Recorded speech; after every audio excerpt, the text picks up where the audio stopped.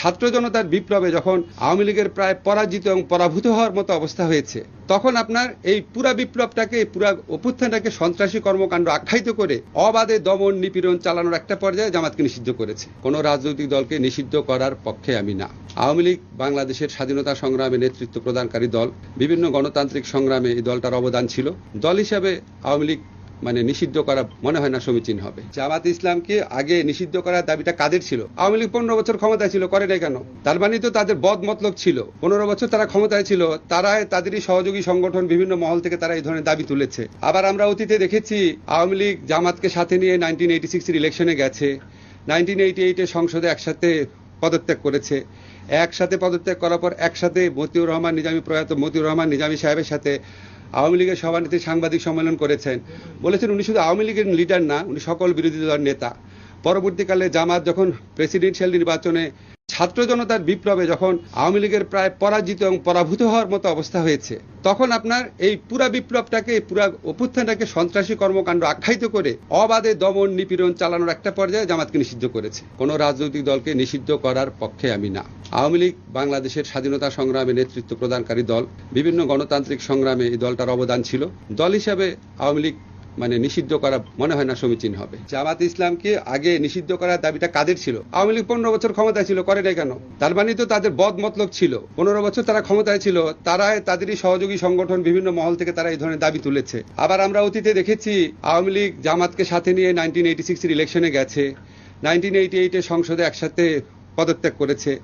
একসাথে পদত্যাগ করার পর একসাথে প্রয়াত মতিউর রহমান নিজামী সাহেবের সাথে আওয়ামী লীগের সভানেত্রী সাংবাদিক সম্মেলন করেছেন। বলেছেন উনি শুধু আওয়ামী লীগের লিডার না, উনি সকল বিরোধী দলের নেতা।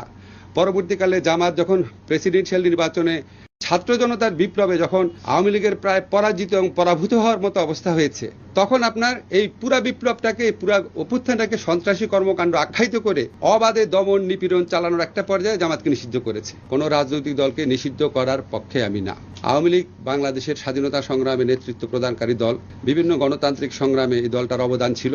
দল হিসাবে আওয়ামী লীগ নিষিদ্ধ করা মনে হয় না সমীচীন হবে। জামাত ইসলামকে আগে নিষিদ্ধ করার দাবিটা কাদের ছিল? আওয়ামী লীগ 15 বছর ক্ষমতায় ছিল, করে নাই কেন? তার মানে তো তাদের বদ মতলব ছিল। 15 বছর তারা ক্ষমতায় ছিল, তাদেরই সহযোগী সংগঠন বিভিন্ন মহল থেকে তারা এই ধরনের দাবি তুলেছে। আবার আমরা অতীতে দেখেছি আওয়ামী লীগ জামাতকে সাথে নিয়ে 1986 ইলেকশনে গেছে, 1988 সংসদে একসাথে পদত্যাগ করেছে।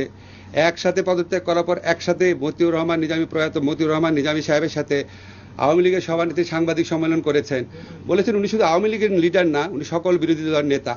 পরবর্তীকালে জামাত যখন প্রেসিডেন্সিয়াল নির্বাচনে ছাত্র জনতার বিপ্লবে যখন আওয়ামী লীগের প্রায় পরাজিত এবং পরাভূত হওয়ার মতো অবস্থা হয়েছে, তখন আপনার এই পুরা বিপ্লবটাকে, পুরা অভ্যুত্থানটাকে সন্ত্রাসী কর্মকাণ্ড আখ্যায়িত করে অবাধে দমন নিপীড়ন চালানোর একটা পর্যায়ে জামাতকে নিষিদ্ধ করেছে। কোন রাজনৈতিক দলকে নিষিদ্ধ করার পক্ষে আমি না। আওয়ামী লীগ বাংলাদেশের স্বাধীনতা সংগ্রামে নেতৃত্ব প্রদানকারী দল। বিভিন্ন গণতান্ত্রিক সংগ্রামে এই দলটার অবদান ছিল। দল হিসাবে আওয়ামী লীগ নিষিদ্ধ করা মনে হয় না সমীচীন হবে। জামাত ইসলামকে আগে নিষিদ্ধ করার দাবিটা কাদের ছিল? আওয়ামী লীগ 15 বছর ক্ষমতায় ছিল, করে নাই কেন? তার মানে তো তাদের বদ মতলব ছিল। 15 বছর তারা ক্ষমতায় ছিল, তাদেরই সহযোগী সংগঠন বিভিন্ন মহল থেকে তারা এই ধরনের দাবি তুলেছে। আবার আমরা অতীতে দেখেছি আওয়ামী লীগ জামাতকে সাথে নিয়ে 1986 ইলেকশনে গেছে, 1988 সংসদে একসাথে পদত্যাগ করেছে। একসাথে পদত্যাগ করার পর একসাথে প্রয়াত মতিউর রহমান নিজামী সাহেবের সাথে আওয়ামী লীগের সভানেত্রী সাংবাদিক সম্মেলন করেছেন।